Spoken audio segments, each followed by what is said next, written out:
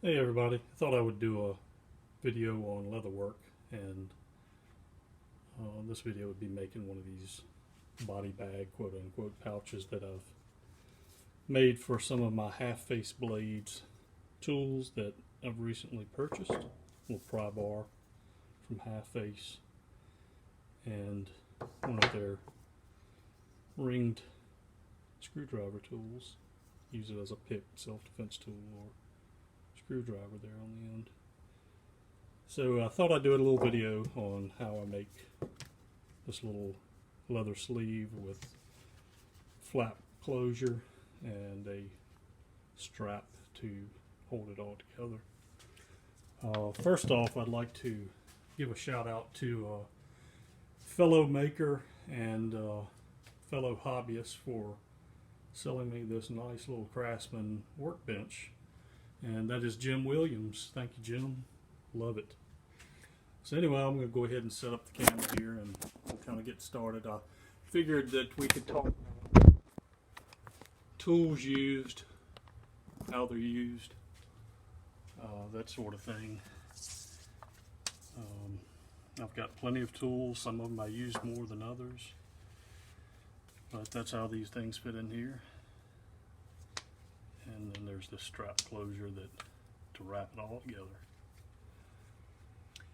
At any rate, we'll get started here. The first thing that I do is I make a pattern for whatever I'm going to make, and I give it a try. If it works, I keep the pattern. I use a heavier cardstock for these patterns, and these can be transferred to plastic, to metal, you know, whatever you really feel like doing. For these pouches, I've been using about a 4 to 5 ounce Chrome XL chrome tanned leather. I think it may be oil tanned as well. I don't know for sure, but I like the Chrome XL. It's a what they refer to as a pull-up leather, and when you stretch it, it has that coloration that comes through. I don't know if you can see that well or not, but it's a stretchy leather, and I just really like it for these little tool pouches. But I've already cut off one of the straps. I use a Australian strander for this. The Australian strander, this one's from Tandy leather, and it uses a razor blade. I think that these are Gillette. No, this is Schick. The Schick injector razor blades is what I use for the strander, but it's worn on the finger. The strander is.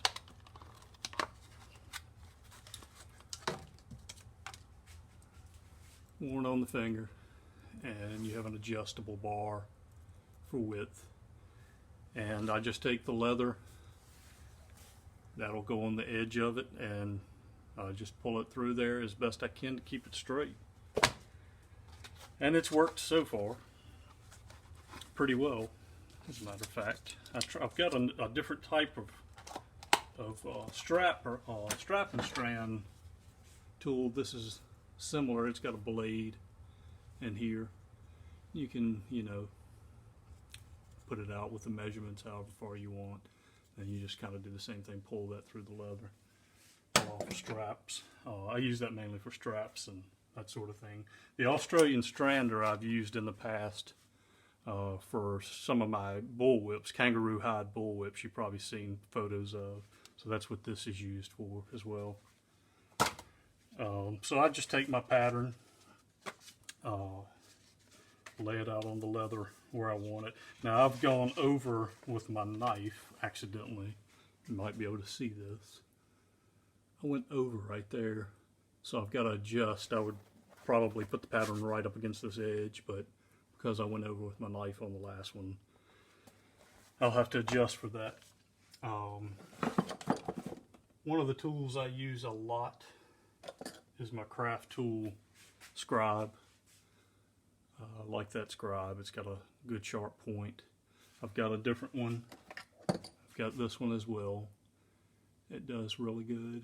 These are both of my scribes. So I use these for laying out the pattern. which I'll go ahead and do for this. So I'm going to have to offset this past that little spot that I messed up on and went over. So once I've laid it out, I'll take that point and I'll just measure mainly the outer limits of the pattern. Make sure you get your pattern down flat, because you can really mess up if you don't. Once I've got those main points marked out, my second best tool is a good straight edge. You want to get a good metal stainless steel straight edge. I like these cork backed. Helps not slip on the leather while you're working on it. This one I think is it's an 18-inch, so I like the longer ones. I also have just a regular standard 12-inch one as well. These are great rulers. So once I've got that marked out, I'll take my straight edge, go to those extremes where I've marked on the outside limits of the pattern. I'll go ahead and mark that outline. Try not to go over, because you want to save as much of this leather as you can. So even the little piece here is going to be used for some project at some point, more than likely. So I'll go ahead and continue marking out the pattern. This one's pretty simple because it's mainly just a rectangular pattern. Nothing, any difficult shapes to be cut out.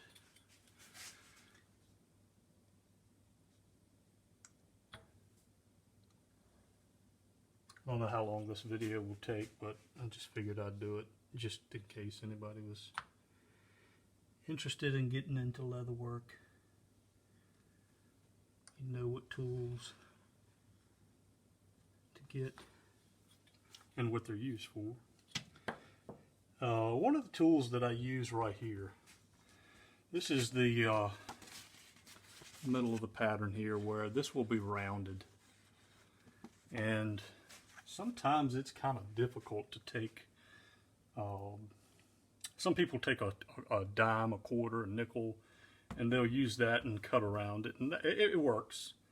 It's easier to use that on an outside corner to get something rounded, a corner rounded or something like that. But I've got some tools that I use. I'll grab it real quick. I'll be right back.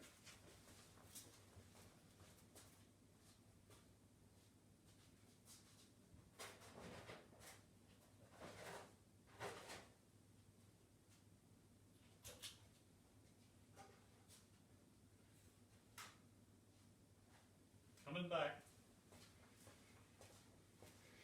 This is a tool made by Windfire Designs. It's a metal template. Great template. I can't remember where I learned about that, but that's an awesome tool as well. But it does great. But getting back to those corners and inside corners, I use what's called a corner punch. And this one's made by Craft Tool. And you can see it's got a rounded blade there. And that's what I use for my corners. I don't know if this thing's focusing in and out or not. Here's another type. It's a little bit wider corner tool, corner cutter. Now I've done the old other version as well, where you just use something rounded and just kind of mark and cut it out. But these come in pretty handy, and these are what I use for this particular project. So what I'm going to do is I've got my pattern pretty well laid out here. I don't know if you can see that.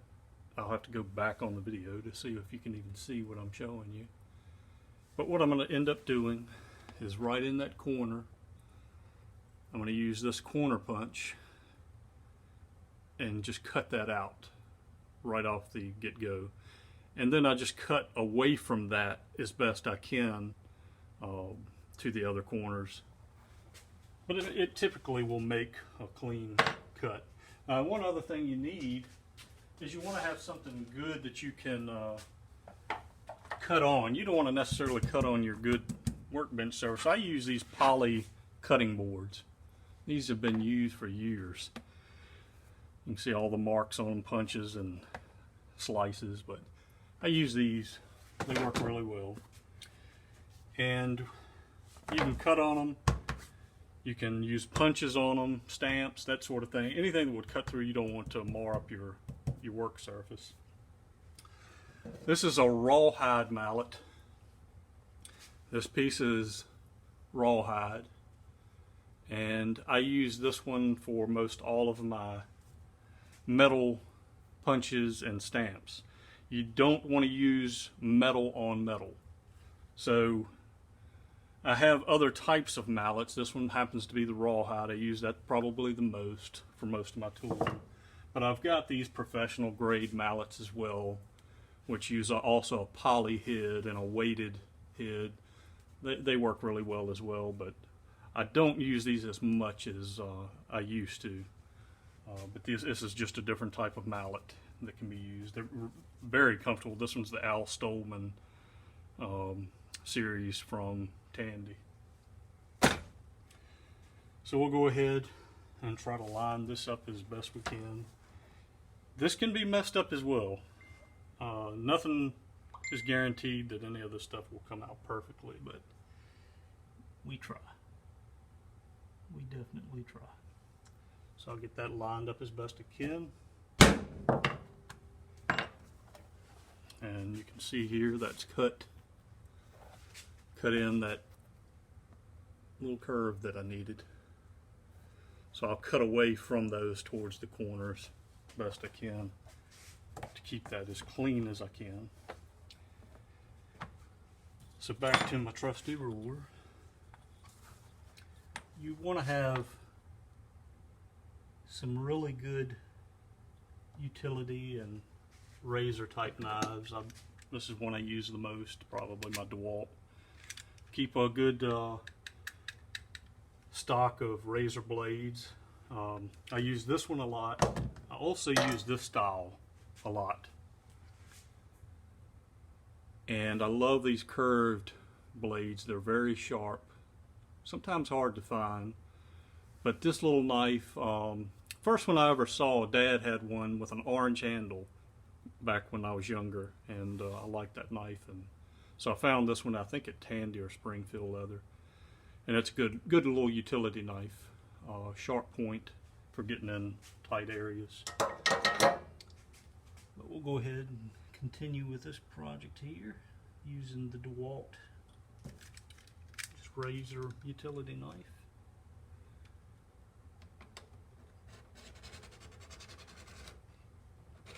This one is getting a little bit dull, I can feel, so I may switch the blade around. We'll see if that side's worse. I'm gonna grab a razor blade real quick.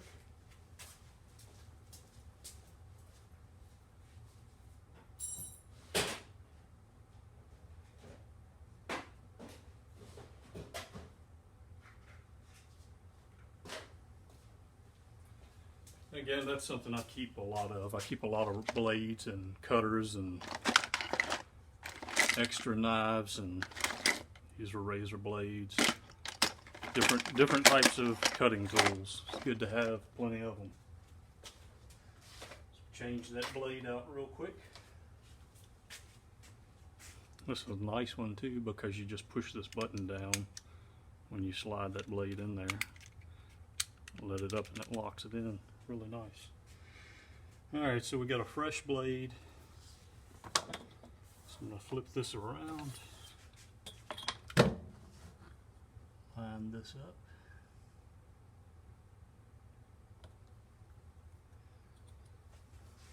Now, I'm not left-handed, but sometimes I can actually do this. Oh yeah, that's much sharper.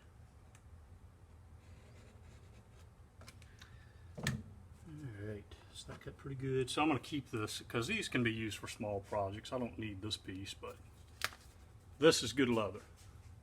So I'm going to keep that. That's another thing you may end up having is a scrap bin. I don't know if you could hear me when I walk away. A scrap bin just full of leather.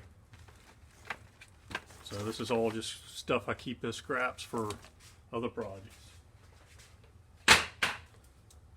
And my apologies if I walk away and you can't hear what I'm saying. But it's just a fun little video, so no worries. So keep on getting it.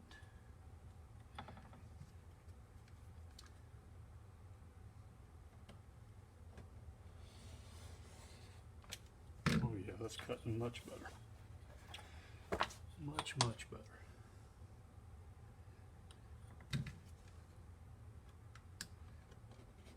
I write down the dimensions most of the time on my little patterns too, just so I can run through it pretty quickly. Alright, we are almost there with just the base pattern.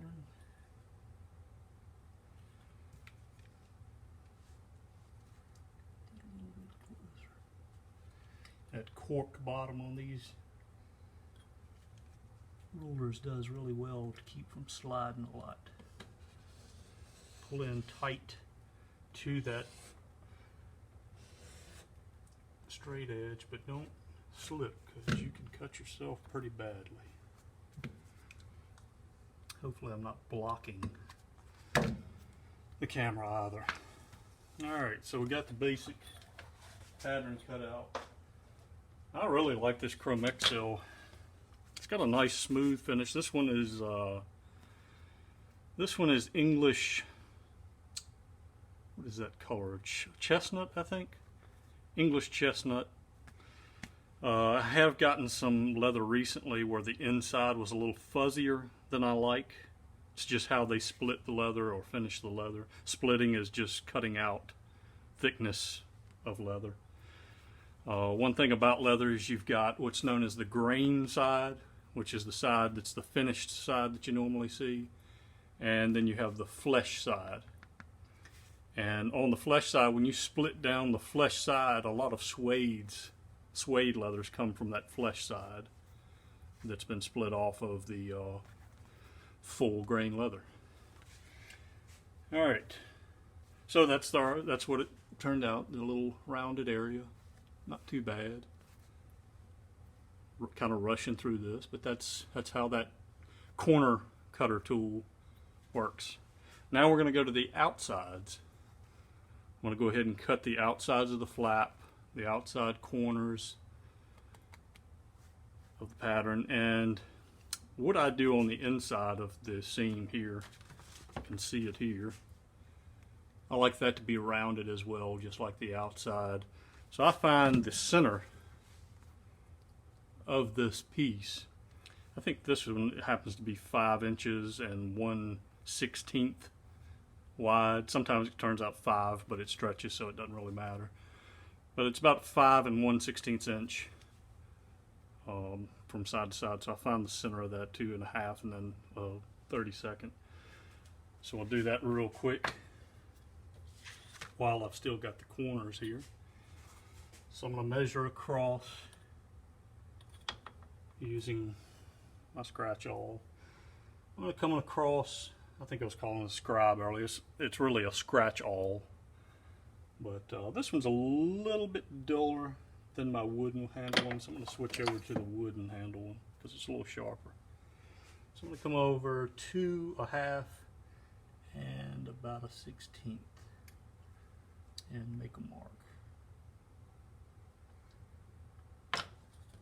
Then I just cut a little small, like a 1/4 inch slit up that with my razor knife.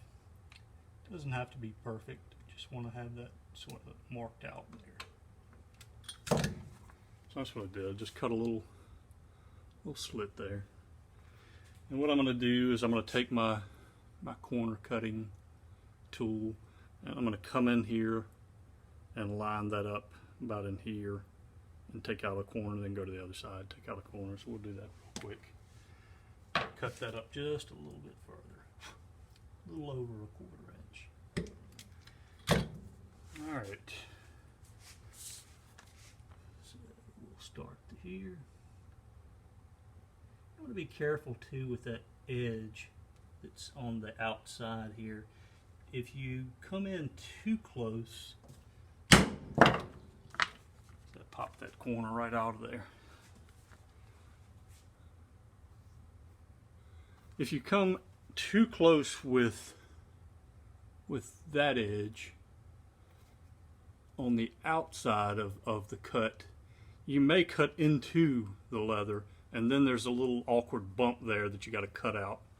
I'll show you real quick what I mean on a piece of scrap.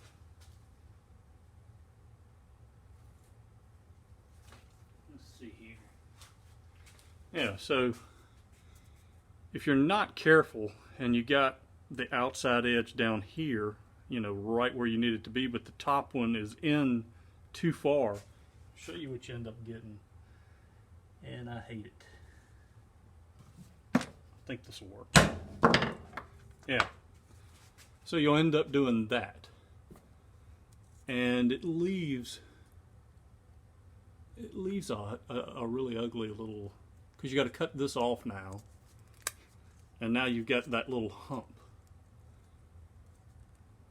to deal with. I don't know if that's blurred or not, but yeah, so be careful using those, because it can make a mess, screw up your project.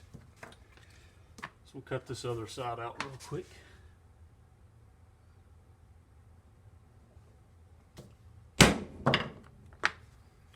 Now we've got a nice clean rounded edge on both sides here. So I'll go around, do my outside corners, and then I'm going to do the flap with a larger corner cutter.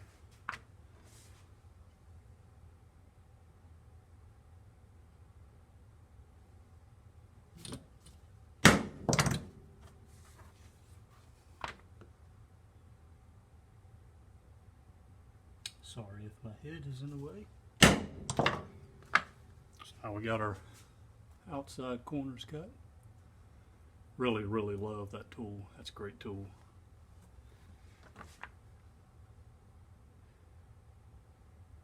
This will be the last with this size.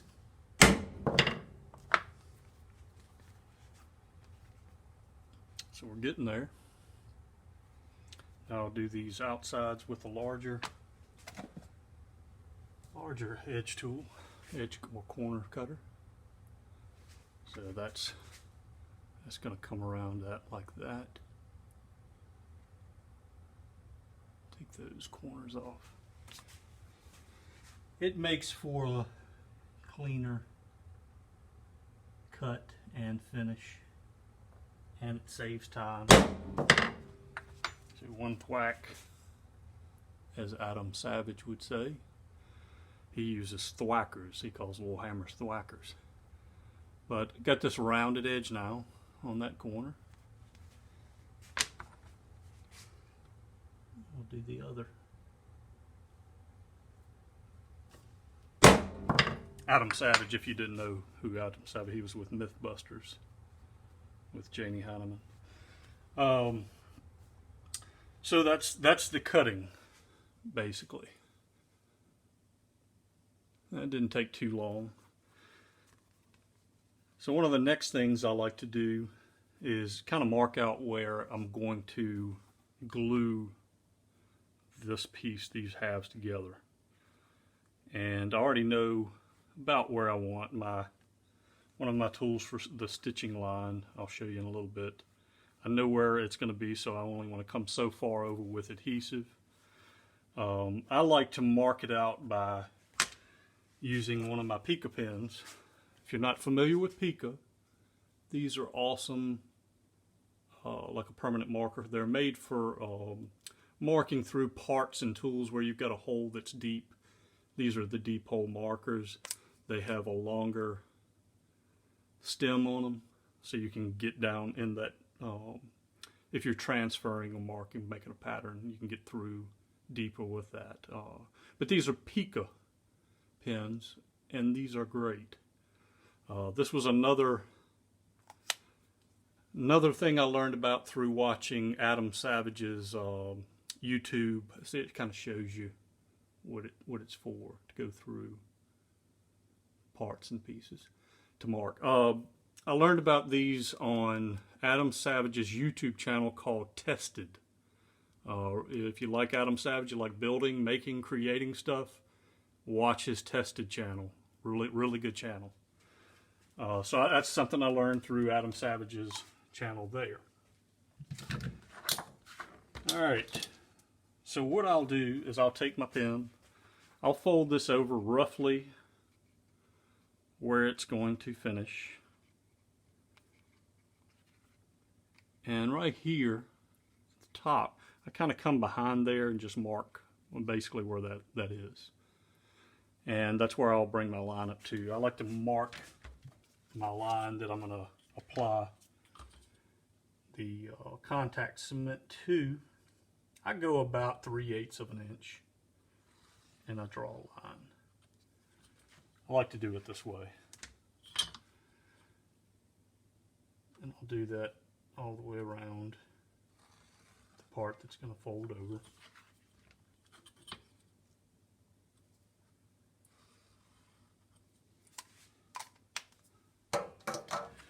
So that gives me an area to work inside of.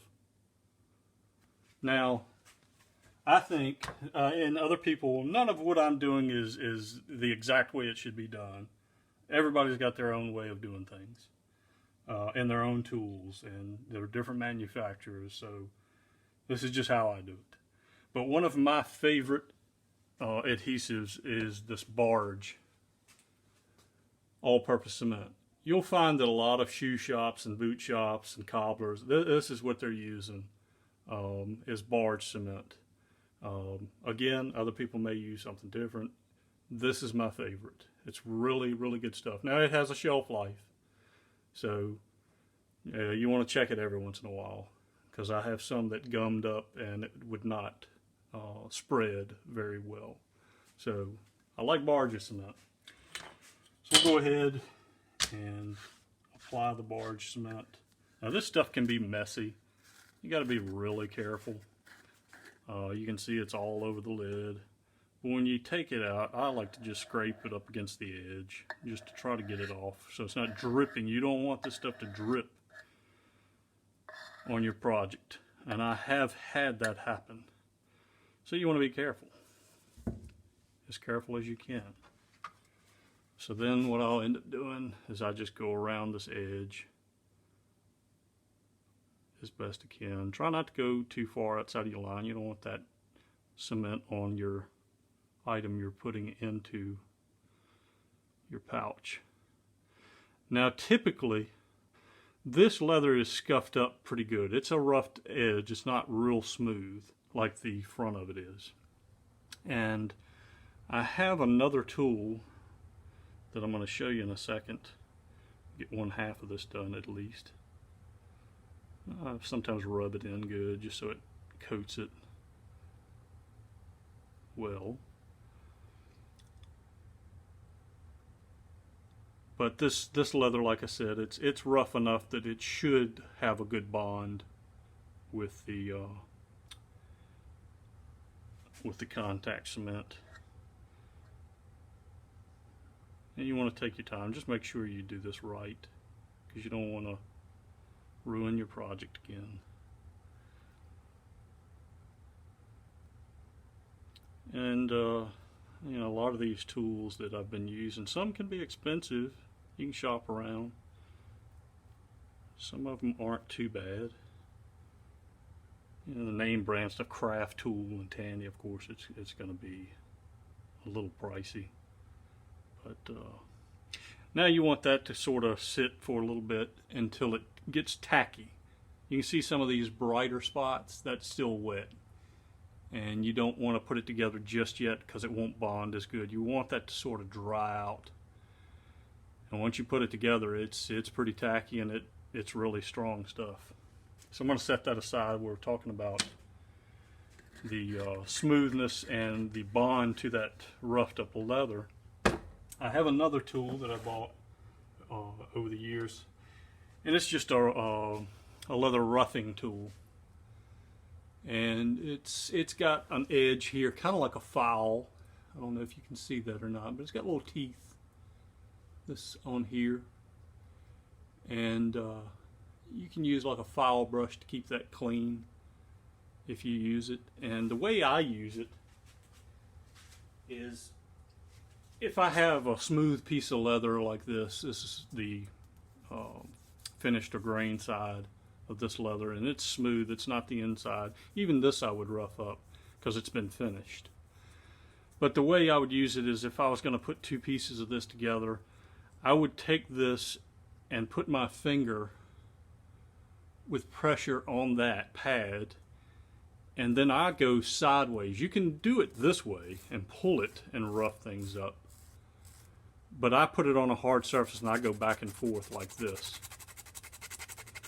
And you can see that's really roughing that up pretty good. And that creates a good bond for the adhesive glue. So that's just a roughing tool. I don't know the technical name, but this is a newer one. It's a Craft Tool Pro, but that's another great tool. I use this a lot when I do the little wallets, just so the two layers stick together well. And you can see over here, maybe, I don't know, I'll raise you up. That's what I'm digging in, is my tool chest over here. This is actually from Harbor Freight. It's like the poor man's version of the Gerstner chests, the wooden machinist chest. The Gerstners, if you ever have bought a real one, they can go from $500 to over $1,000 depending on what kind you get. So I got the poor man's version. This is from Harbor Freight. Great tool chest. If you like knives, these are great for knives, to keep those in. But yeah, they're good. They're good tools. So let's get back to it. I think I can move this out of the way now. Clean off my work surface. Always have a good shop vac or trash can nearby.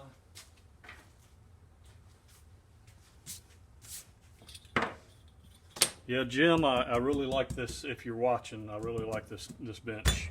It's a little bit higher for me. I'm a little taller, so it works really good. Some of the other leathers I've recently purchased from Springfield Leather. I purchased this one. This one's called Sedona Earth. It's kind of got a distressed look about it. Earthy color.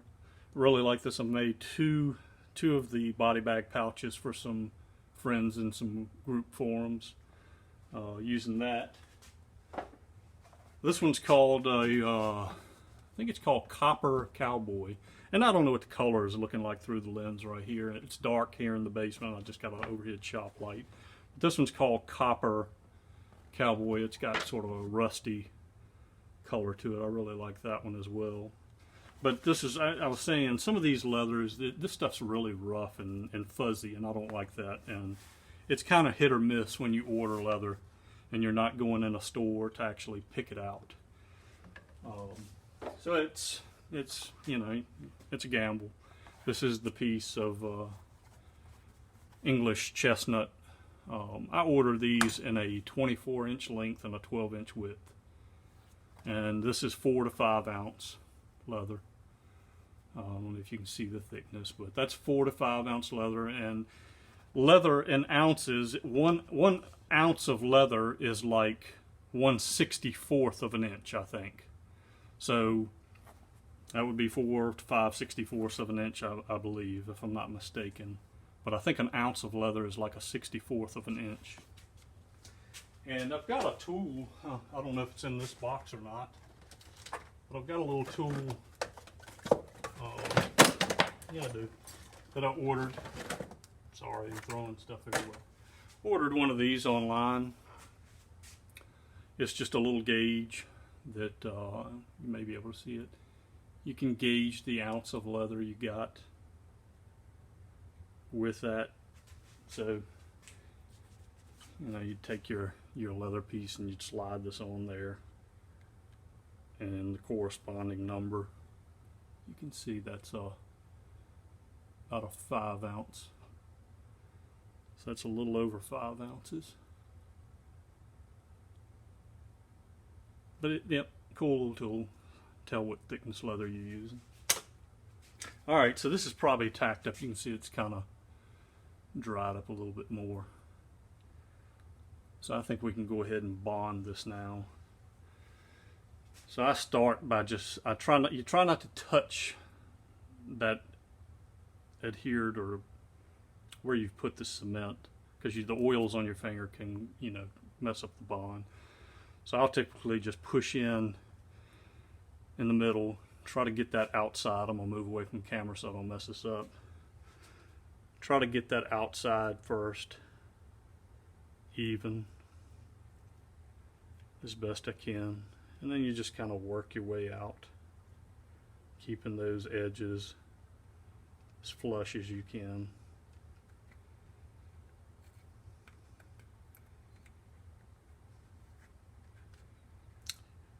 And there are different finishing methods for different leathers. This is like an oil tanned, I think, Chrome XL or chrome tan leather, and it doesn't finish as good as like a vegetable tanned leather would. And this would cut a little bit off, so I may have to fix that with something. But anyway, come in here, try to keep that as flat as you can. And even, flush is a better word. Keep it as flush as you can. And go all the way up.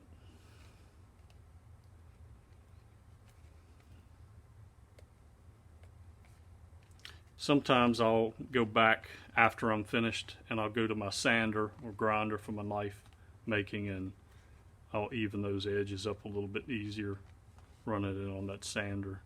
This one I may have to clip a little bit. It's a little bit off, so I may have to sand this one just a little bit down to get it even. But overall, pretty good. So that adhered pretty decently. Then what I like to use is my little cobbler hammer, or little leather hammer. This is a C.S. Osborne. I like to tap around the area just to get a good seal.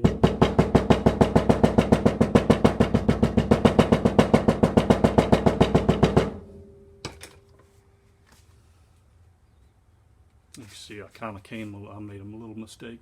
Came a little bit out on that corner.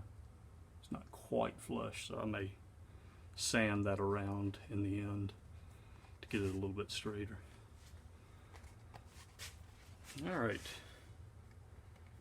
so we're adhered and we got our corners cut.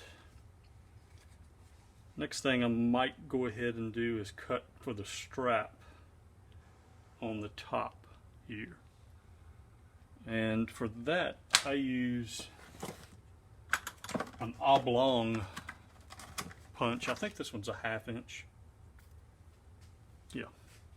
So this one's a 1/2 inch oblong cutter punch. So that's what I use for the strap. I come up, I think, 1 1/4 inches and over 5/8 to where that first one is, then 1 inch, then a 1/2 inch. So we'll get our poly board back up here. And I don't even know if this video, it may be too long to upload to Facebook. Probably should have done like a live, but I've never done a live, so I'm not too sure how that works. So I'll get a general idea of 1 1/4 inch up, about 5/8 over, somewhere along in here, and it's right at 5/8. That was pretty good. I guess that means I've been doing too many of these, so that's where I want that. Then I will come off of that 1 inch to here, and off of that 1/2 inch to here. Now, one thing I have noticed with this oblong punch is sometimes if they don't weld it straight, you think you're holding it straight this way, but it's a little bit off. It doesn't matter really though. You're not, with a stretchy leather, you're not going to really be able to tell that that's an issue or anything. So we'll go ahead and get these punched out. And you just want to do your best, whatever you can, to keep these straight.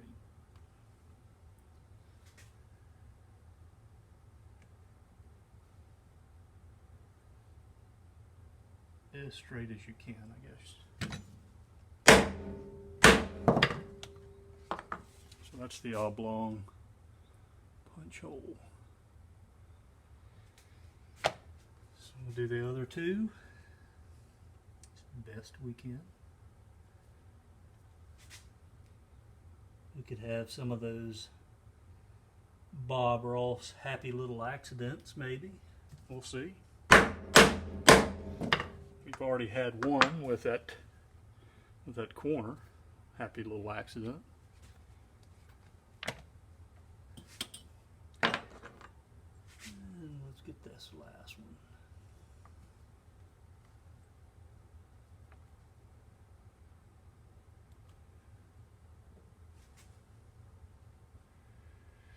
Again, this doesn't really matter,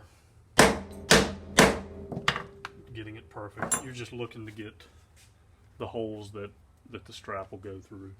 You want to do the best you can, but sometimes the best is just what you can. And I'm going to take this is one of my craft tool leather punches. It's a little heavier duty than some of the ones you can find in most hobby shops.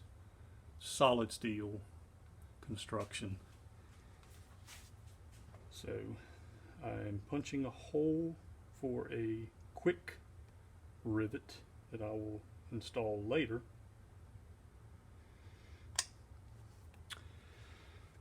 If you see that or not, but that's the little hole for the quick rivet later. So the strap weaves through these holes. Now I take that same corner punch, my craft tool, and I just round the end of these straps. I think it gives it a better look. So we'll do that real quick. I think that looks better. I like the little rounded. Then I punch a hole for the quick rivet. I will go install the quick rivet real quick. And actually, I'll run real quick and get that quick rivet. So that's going to go through there like that. Then I'll put the quick rivet on. Be right back.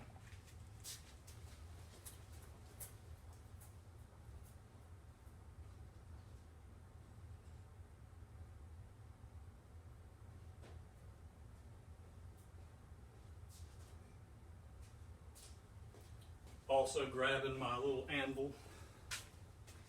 I bought at Harbor Freight, and my little 2.5 pound hammer I bought at Harbor Freight. Alright, so here's a little quick rivet. And then the little cap that goes on the other side. That's a little quick rivet. So that goes through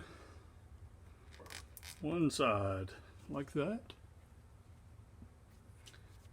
Comes out the back. Then we install this little cap. Then I use my anvil.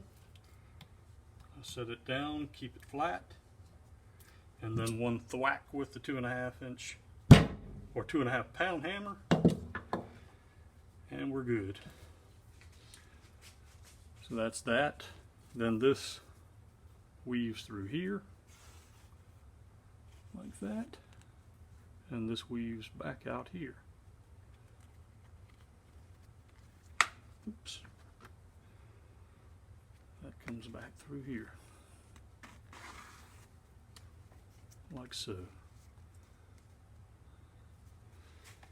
Alright, so we can move that out of the way, that out of the way, that stuff out of the way.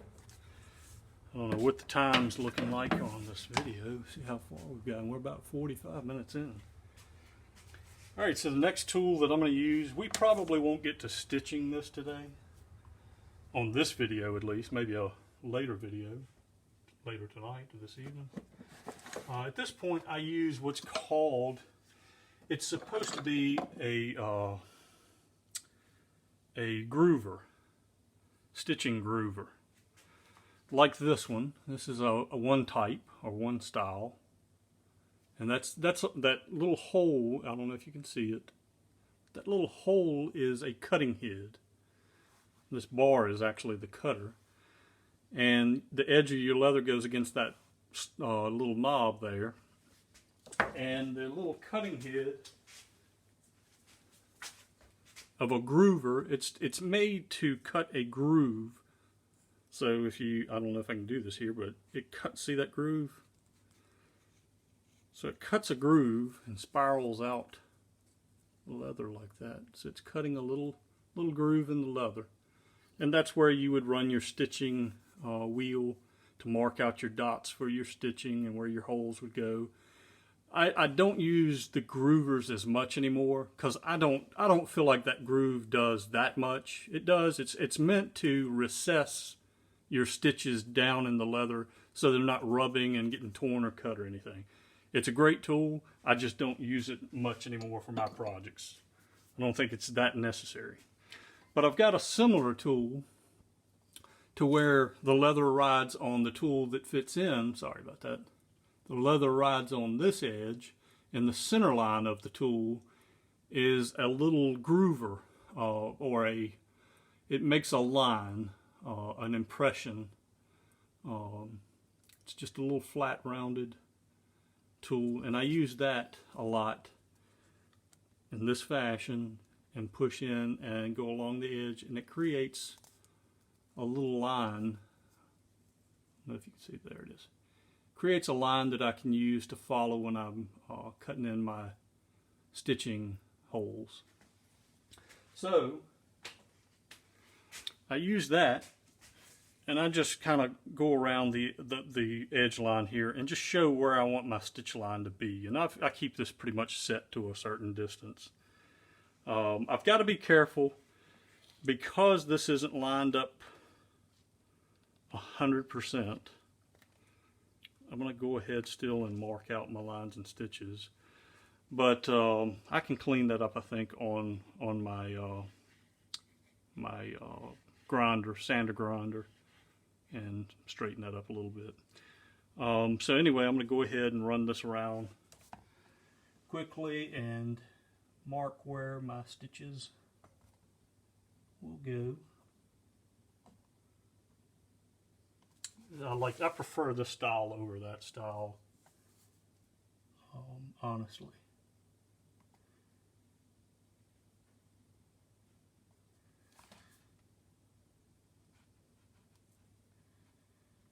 And this doesn't have to be perfect, it's just showing me where I'm going to end up doing my stitches. So you can kind of see there, I've created a line going around that to show where my stitches will go. Now what I'll do, use my poly board again, and I'll use my trusty rawhide mallet. I'm going to use another tool from a company called Weaver Leather, with a W, Weaver Leather. And these are called diamond chisel sets, 5mm.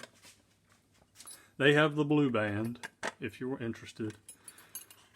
And these are just stitching chisels. They're diamond shaped. You know, the little cutting heads, they're diamond shaped and they're offset. And they come in a 6-prong, 4-prong, 2-prong, 1-prong for different situations.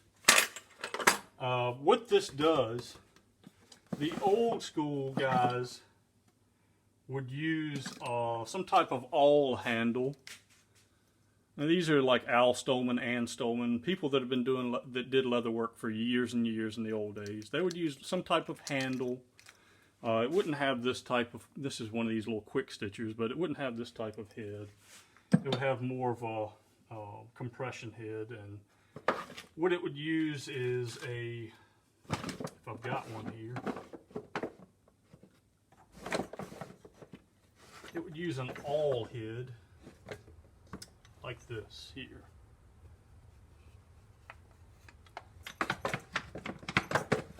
So the old school guys would use this, which is an awl blade, and it's diamond shaped as well.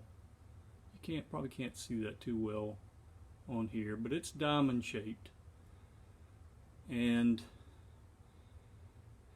they would use that awl and push through the leather at a certain angle and try to keep that diamond pattern as straight as they could. I don't see how they, I've tried it. Many of you may have also tried it. I cannot do it. I cannot do it. So I bought the Weaver stitching chisels. They work much easier. And I'll show you. So I just line up where I want it to start in that channel that I created a little line for. And then I use my hammer.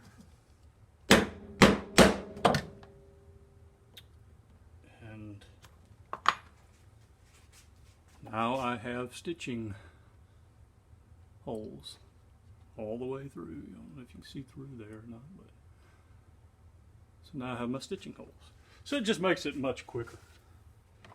And it's cleaner. Like I said, if you can't hold that diamond awl very straight,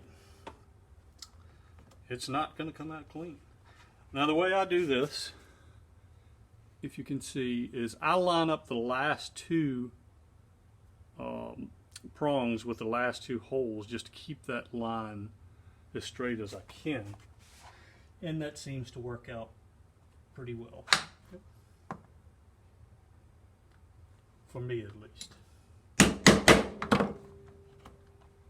And I'm going to just run around this edge. Keeping in mind that I know here at this corner I may have a little bit of an issue of offset. That's just the joys of leather work.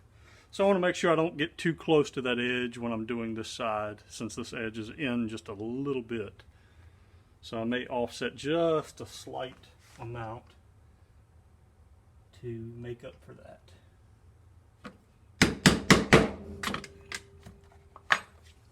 So I'm still in on the back, which is good.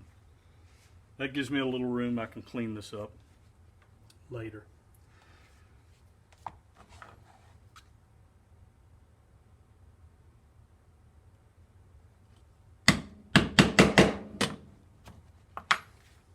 Still good. Now I'm going to switch to the two prong to go around this corner. So I'll mark that.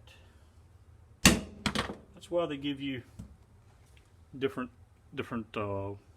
options. If this was a longer curve, you may want to use the single point, you know, to go around it. But that's a little difficult to keep straight. Now I'll come off of that, make a mark, and go back to my 6 prong. This makes it much quicker. Much quicker.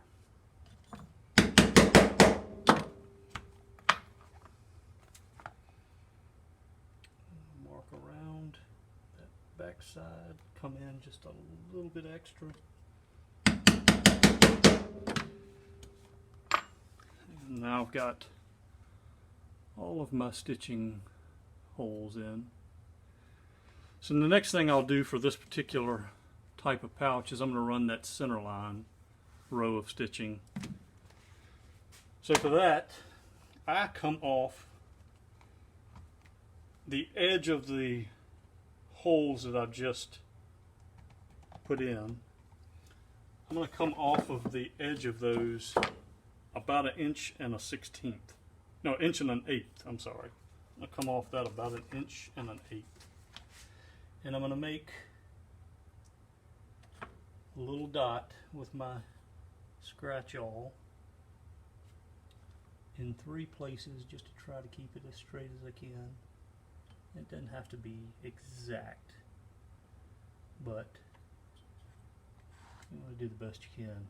This leather, like I said, it stretches, so it doesn't have to be perfect because it's going to take the shape of the tool with the stretching. I'm going to try to keep it as flat as I can. Did I even make a mark? Did I even make a mark? There it is.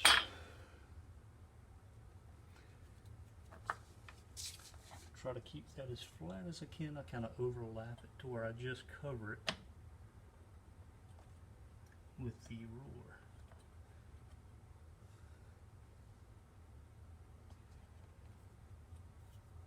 And then I come off about 1/4 inch and come on down through here, just shy of the bottom.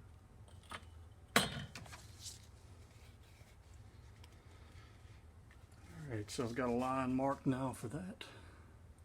Don't know if you can see, there it is. And then I carefully, I'll start down here at the bottom. I want to make sure this is kind of pressed down. And I come in here and I do the same process.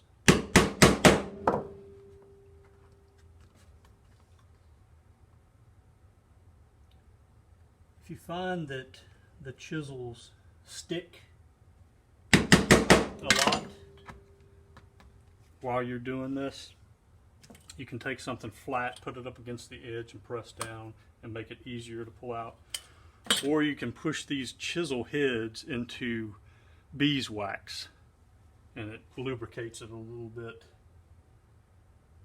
makes it a little easier. Same with your stitching needles or your awl, stitching awl. If you dip them in or push them into beeswax, it makes it a little easier on you.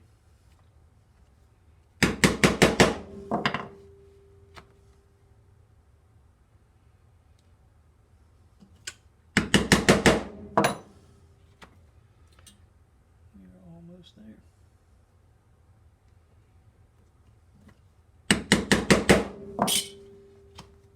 That's all of it. So now we have our stitching holes. Now we're at 58, almost an hour here, so I'm going to real quickly, I'm not going to stitch this just yet. We'll do that on a different video maybe. I wanted to talk about needles and thread. Now, I've got a tray of different types of needles. I started out, well actually I started out with these things. I bought these things. They've got a triangular shaped tip that's sharp. I don't know why I bought them. I don't even know what these are used for. But I probably shouldn't have bought these. These are some type of harness type needle, I think, but don't get those. I also started out with these things. They're called stitching needles, but they got this huge eye, and it's hard to stitch through the leather. That big eye gets caught in there, and it's hard to pull them through. So I stopped using those as well. Now I exclusively use these C.S. Osborne harness needles, and I get the I think that I get the double aught. I can't remember. This is a number. This might be a single aught. I don't know. 517-0. But I like these harness needles by C.S. Osborne, and they've got they're like a single. It's a little bit smaller head. Still got a little bit of an eye there. But I like these C.S. Osbornes, and I've been using those for years now. I think I got these on Amazon. Good needle. And then another thing, so that's a harness needle. Get harness needles, either like a double-aught, single-aught, or a triple-aught harness needle. Threads. My family, mother and father, just gave me this tray here, this cool tray, leather handle. It's very industrial. I keep my threads in here now. They gave it to me for my birthday. But anyway, I have switched over. I used to use linen thread from Tandy, stitching thread.